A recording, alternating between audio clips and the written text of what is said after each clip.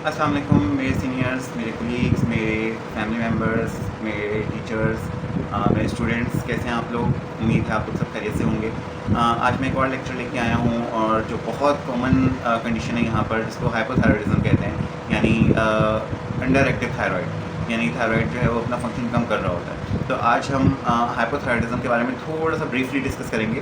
ठीक है, हाइपोथायरॉयडिज्म होता क्या है कि जब थायराइड हार्मोन जो है वो अपना काम कम करना शुरू कर देता है या कम रिलीज होना शुरू हो जाता है, तो उसकी वजह से कंडीशन हो जाती है जिसको कहते हैं हाइपोथायरॉयडिज्म। ठीक है, अब इसकी अर्ली स्टेजेस जो होती हैं उसमें तो फीमेल को पता नहीं चलता, या मेल बहुत रेयरली मेल्स को ये होता है, लेकिन फीमेल्स को ये पता नहीं चलता कि उनका वेट गेन क्यों हो रहा है, उनको थकावट क्यों हो रही है। उनको ऐसा लगता है कि एज फैक्टर है, ये एज फैक्टर की वजह से जो है उनको ये कंडीशन ऐसी हो रही है। तो ये जो है ये एक इसका इनिशियल साइन होता है जो बहुत ज़रूरी होता है। अब इसकी लोकेशन कहाँ पर होती है? इसकी लोकेशन जो है वो नेक की बेस पे होती है। ठीक है, नेक की बेस पे होती है। और एडम्स एप्पल जो होता है ना, जिसको हम ये भी हड्डी जो कहते हैं, ठीक है, एडम्स एप्पल के बिल्कुल जो है नीचे थायराइड ग्लैंड होता है आपका। ठीक है, और ये बटरफ्लाई शेप का होता है और ये दो हार्मोन्स रिलीज़ करता है, जिसको पहला हार्मोन जो होता है थायरोक्सिन, जिसको हम T4 कहते हैं, और दूसरा हार्मोन जो होता है वो होता है ट्राई आयोडोथायरोनिन, जिसको हम T3 कहते हैं।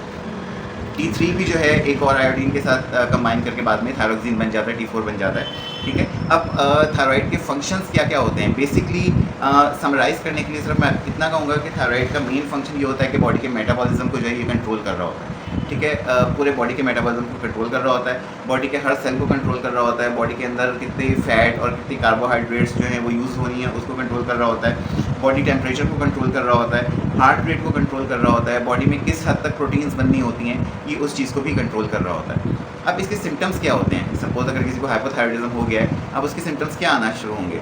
बेरली शुरू में जैसे मैंने बताया कि अक्सर लोगों को ऐसा लगता है कि हमें फैटीग हो रही है या थकावट हो रही है, तो वेट गेन हो रहा है, एज की वजह से ऐसा हो रहा है कि हम एज बढ़ रही है तो इस वजह से ऐसी चीज़ें हो रही हैं, जबकि हमें इसे बिल्कुल निगलेक्ट नहीं करना चाहिए। लेकिन जब जैसे मैंने बताया आपको कि थायराइड ग्लैंड जो है वो बॉडी के मेटाबॉलिज्म को कंट्रोल कर रहा होता है। तो जब थायराइड का फंक्शन कम हो जाता है, ठीक है, हाइपो की तरफ चला जाता है, तो आपका मेटाबॉलिज्म भी स्लो हो जाता है। मेटाबॉलिज्म जब स्लो होना शुरू होगा तो आपकी बॉडी के अंदर मेन सिम्टम्स क्या आना शुरू होंगे? टायर्डनेस आएगी, यानी थकावट आना शुरू हो जाएगी। सेंसिटिविटी टू कोल्ड, जैसे मैंने बताया कि कोल्ड को भी कंट्रोल करता है, टेम्परेचर को भी कंट्रोल करता है, तो आपको सर्दी लगना शुरू हो जाएगी। कॉन्स्टिपेशन, ड्राइनेस होना शुरू हो जाएगी बॉडी के अंदर, ठीक है, कब्ज रहना शुरू हो जाएगी, स्किन ड्राई होना शुरू हो जाएगी, वेट गेन होना शुरू हो जाएगा, फेस के ऊपर पफीनेस आना शुरू हो जाएगी। सुबह सुबह उठेंगे तो आपका फेस सूजा सूजा लगेगा आपको, बल्कि नॉर्मल डेज़ में भी जो है वो फेस सूजा सूजा ही लगेगा आपको। आपकी आवाज़ जो है वो जिसको कहते हैं खरखरी सी हो जाएगी, होर्स वॉइस हो जाएगी। फिर आपके बाल और स्किन जो हैं वो बिल्कुल ड्राई होना शुरू हो जाएंगे। फिर मसल वीकनेस होना शुरू हो जाएगी, इसके अंदर आपके पट्टे जो हैं वो कमज़ोर होना शुरू हो जाएंगे, मसल में दर्द होना शुरू हो जाएगा। टेंडरनेस के दबाने से भी दर्द होगा आपको कि मुझे भाई यहाँ पे दर्द हो रहा है, तो दबाने से भी आपको दर्द होगा। और स्टिफनेस भी आना शुरू हो जाएगी, यानी खिंचाव भी होगा पट्टों के अंदर। फिर उसके बाद मेंस्ट्रुअल साइकिल जो है वो ज़रूरत से ज़्यादा हैवी हो जाती है, इसके अंदर ज़रूरत से ज़्यादा हैवी हो जाती है और सॉरी, और जो है इरेगुलर हो जाती है। ठीक है, बाल पतले होना शुरू हो जाते हैं, थिन होना शुरू हो जाते हैं, ब्रेडिकार्डिया हो जाता है। ब्रेडिकार्डिया कहते हैं डिक्रीज हार्ट रेट, अगर हार्ट बीट जो है 60 से नीचे चली जाए तो उसको हम ब्रेडिकार्डिया कहते हैं। तो ये ब्रेडिकार्डिया की तरफ भी लेके चला जाता है। फिर जो है पेशेंट जो है वो डिप्रेशन में जाना शुरू हो जाता है, उसको डिप्रेसिव फीलिंग्स आना शुरू हो जाती हैं। फिर मेमोरी प्रॉब्लम्स होना शुरू हो जाती हैं उसको, कि छोटी छोटी बातें भूलना शुरू हो जाती हैं कि उसको ये चीज़ किस वक्त हुई थी या ये काम किस वक्त हुआ था। तो ये छोटी छोटी बातें जो हैं कि मैंने कोई चीज़ कहाँ रखी थी मैं भूल गई, तो ये छोटी छोटी बातें होना शुरू हो जाती हैं। कॉजेज़ क्या होते हैं अब इसके? अब कॉजेज़, सबसे पहला कॉज जो होता है इसका ऑटो इम्यून डिजीज़। ठीक है, ऑटो इम्यून डिजीज़ के अंदर सबसे बड़ी एग्जांपल हाशिमोटोस डिजीज़ होती है हमारे पास। कि ऑटो इम्यून डिजीज़ बेसिकली क्या होते हैं कि बॉडी के अपने ही जो सेल्स होते हैं वो अपनी बॉडी के अगेंस्ट काम करना शुरू कर देते हैं। तो वो जो है वो थायराइड के ऊपर ही अटैक करना शुरू कर देते हैं, जिसकी वजह से थायराइड का फंक्शन जो है वो कम हो जाता है और जो है ऑटो इम्यून डिजीज़ हो जाती है और उसको हाशिमोटोस थायराइडाइटिस कहते हैं। फिर उसके बाद थायराइड सर्जरी, अगर किसी ने थायराइड की सर्जरी करवाई है, ठीक है, और सर्जरी करवाने के बाद डेफिनेटली जब थायराइड ही नहीं है, ये थायराइड का कोई पार्ट उसने निकलवा दिया है, तो थायराइड जो है वो कम रिलीज़ हो रहा है, तो उसमें भी हाइपोथायरॉयडिज्म होगा। रेडिएशन अगर किसी पेशेंट को जो है नेक या चेस्ट के रीजन के अंदर उसने बहुत ज़्यादा रेडिएशन थेरेपी ली है, उसकी वजह से भी थायराइड इफेक्ट हो सकता है, उसके अंदर म्यूटेशन हो सकती हैं और उसका फंक्शन जो है वो कम हो सकता है, हाइपोथायराइडिज्म की तरफ जा सकता है। फिर कुछ मेडिसिन, स्पेसिफिकली लिथियम ऐसी मेडिसिन है जो पेशेंट को हाइपोथायराइडिज्म की तरफ लेके चली जाती है। फिर कुछ लेस कॉमन कॉजेज़ जो होते हैं उनमें जो है कौन कौन से आपके आ जाते हैं, बर्थ के वक्त प्रॉब्लम्स आना शुरू हो जाती हैं हाइपोथायराइडिज्म के अंदर। पिट्यूटरी डिसऑर्डर बहुत इंपॉर्टेंट है। ये पिट्यूटरी डिसऑर्डर एक जो है आपके पिट्यूटरी ग्लैंड के अंदर एंटीरियर पिट्यूटरी ग्लैंड होता है, पोस्टीरियर पिट्यूटरी ग्लैंड होता है, डीएसएच जो होता है थायराइड स्टिमुलेटिंग हार्मोन, वो एंटीरियर पिट्यूटरी ग्लैंड से आता है। सपोज अगर वहाँ कोई एडिनोमा हो गया है, एडिनोमा कहते हैं एक बिनाइन ट्यूमर को, और वो एडिनोमा जो है वो उस एरिया को, उस स्पेसिफिक एरिया को सप्रेस करना शुरू हो गया है, तो उसकी वजह से भी जो है हाइपोथायराइडिज्म की तरफ पेशेंट जाना शुरू हो जाएगा। फिर प्रेगनेंसी, कुछ फीमेल्स के अंदर प्रेगनेंसी के दौरान भी जो है हाइपोथायराइडिज्म की प्रॉब्लम हो जाती है। और सबसे इम्पॉर्टेंट चीज़ कि अगर आपकी डाइट में आयोडीन की कमी है तब भी आप हाइपोथायराइडिज्म की तरफ जाओगे, क्योंकि ट्राई आयोडोथायरोनिन जो मैंने D3 बताया है उसको आयोडीन की ज़रूरत होती है, एक और आयोडीन उसके साथ मिलेगी तो वो थायरोक्सिन में कन्वर्ट होगी। तो जो है आयोडीन की कमी जो है वो भी एक बहुत इंपॉर्टेंट फैक्टर है इसके अंदर। अब रिस्क फैक्टर्स क्या होते हैं? रिस्क फैक्टर्स उनको कहते हैं कि किन वजूहात से ये हो सकता है या किन लोगों को ये हो सकता है। रिस्क फैक्टर्स में सबसे पहले वुमेन आती हैं, यानी औरतों के अंदर ये चीज़ बहुत ज़्यादा कॉमन पाई जाती है। ठीक है, प्रीवियस फैमिली हिस्ट्री, अगर आपकी फैमिली हिस्ट्री के अंदर किसी को प्रॉब्लम है तो आपके आगे जनरेशन में ये प्रॉब्लम आ सकती है।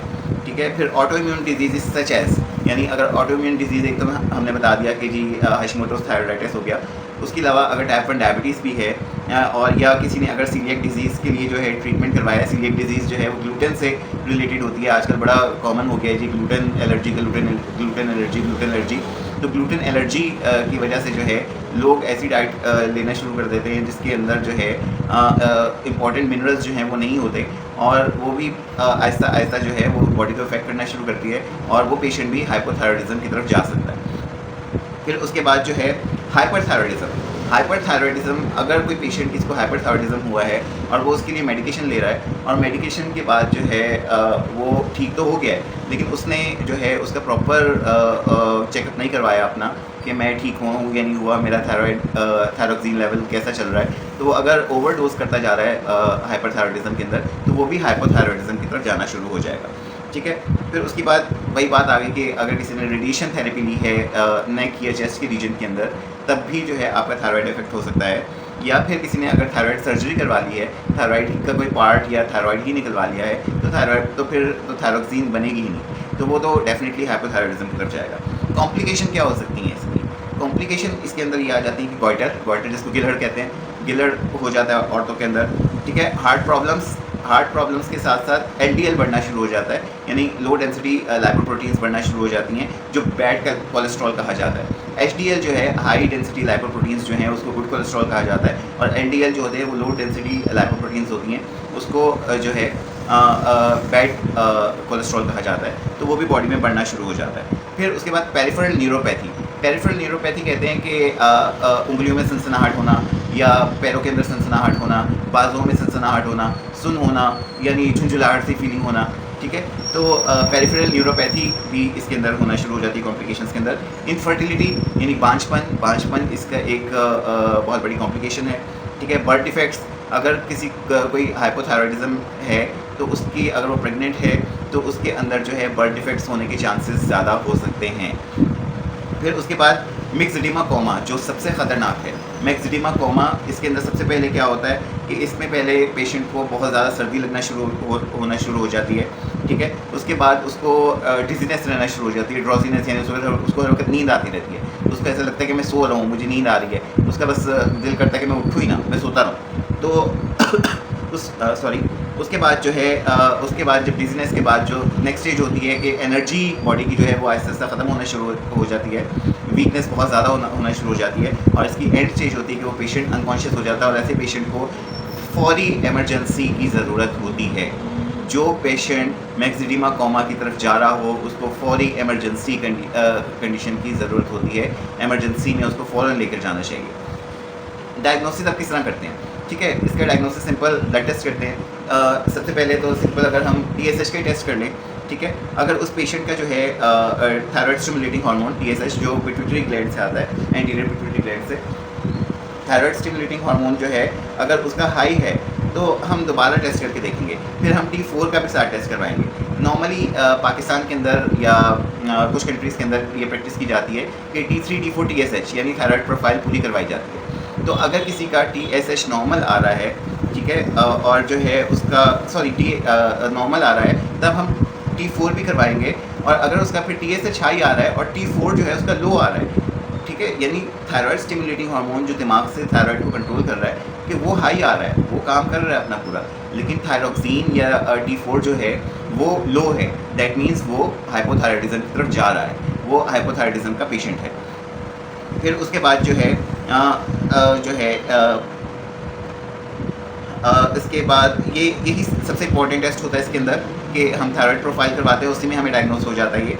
दूसरा फिजिकल एग्जामिनेशन में आप ये जो है इसको जो है आप ये जो गैप होता है आपकी नेक का, आप इसको दबा के देखते हो, आप देखते हो कहीं गॉइटर तो नहीं बन रहा, गिलर तो नहीं बन रहा, या कहीं गिल्टियाँ वगैरह तो नहीं बन रही थायराइड के अंदर, और उस पेशेंट को निगलने के लिए कहते हो। जब वो सॉलो करता है, जब वो निकलता है कुछ, तो आपको थायराइड की मूवमेंट फील होती है, तो आपको उसके अंदर कोई भी चेंजेस जो हैं वो फील हो जाते हैं।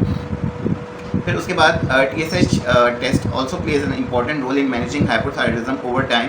दे help your health care provider find and maintain the right dosages of medication for you. तो TSH का टेस्ट जो है कुछ जगहों पे कहा जाता है कि साल में एक दफ़ा आपका TSH का टेस्ट होना चाहिए ताकि आपका डोज जो है वो मेंटेन रखा जाए। लेकिन शुरू के स्टेजेस के अंदर जो है, शुरू के स्टेजेस के अंदर ये टेस्ट जो है ये 6 हफ्ते से लेके 8 हफ्ते के दौरानिए के अंदर होते रहना चाहिए, ताकि एक प्रॉपर डोज उसका बनाया जा सके कि ये इसको पेशेंट को ये डोज़ की ज़रूरत है। अच्छा, एक और बहुत इंपॉर्टेंट चीज़ इसके अंदर, अगर आप कोई मल्टीविटामिन्स ले रहे हैं, अगर आप कोई सप्लीमेंट्स ले रहे हैं, तो आपके ये सप्लीमेंट्स मल्टीविटामिन्स ये आपके थायराइड प्रोफाइल के ऊपर बहुत ज़्यादा इफेक्ट करेंगे। तो जब भी आप थायराइड प्रोफाइल के लिए जाएँ तो काइंडली 1 हफ्ते पहले ही आप ये क्विट कर दें, आप सप्लीमेंट्स लेना छोड़ दें, आप मल्टीविटामिन्स लेना छोड़ दें, और 1 हफ्ते के बाद आप जो है थायराइड प्रोफाइल करवाएं, ताकि आपकी थायराइड प्रोफाइल जो है वो प्रॉपर तरीके से सामने आए। अब ट्रीटमेंट इसका क्या होता है? ट्रीटमेंट सिंपल है। थायरोक्सिन आपको दे दी जाती है लीवोथायरोक्सिन की शक्ल में। एलोपैथी के अंदर लीवोथायरोक्सिन आपको देनी शुरू कर दी जाती है, और जैसे मैंने आपको बताया कि 6 से 8 हफ्ते के गैप से मुस्तकिल आपका टेस्ट होता है, ताकि आपके जो है पता चलता रहे कि आपका वो डोज जो है वो काम कर रहा है या नहीं कर रहा। अव्वल तो जैसे ही आपकी थायरोक्सिन स्टार्ट होती है आप बेटर फील करना शुरू कर देते हो, लेकिन आपका एक प्रॉपर डोज मेंटेन करना बहुत ज़रूरी है, क्योंकि कभी कभी ऐसा होता है कि आप हाइपोथायरॉयडिज्म के लिए थायरोक्सिन ले रहे हो, और वो थायरोक्सिन जो है वो बॉडी के अंदर ज़्यादा होना शुरू हो गई, तो वो आपको हाइपर की तरफ भी लेके जा सकती है। इसीलिए 6 वीक टू 1 वीक के दरमियान जो है आपका टेस्ट होना बहुत ज़रूरी है, ताकि आपका टेस्ट आपके जो डोज़ है वो मॉनिटर होता रहे। और अगर जो है जिसको क्या कहते हैं, अगर आप 6 वीक या 8 वीक नहीं करवा सकते, आप 3 मंथ में एक दफ़ा एक टेस्ट ज़रूर करवाइए अपना थायराइड प्रोफाइल, ताकि आपकी डोजेज जो है वो एडजस्ट की जा सके। फिर उसके बाद जो है अगर जैसे मैंने बताया कि अगर थायरोक्सिन बहुत ज़्यादा हो गई, लीवोथायरोक्सिन बॉडी के अंदर बहुत ज़्यादा हो गई है, तो उसमें भी आपके साइड इफेक्ट्स आपकी बॉडी के ऊपर आना शुरू हो जाएंगे।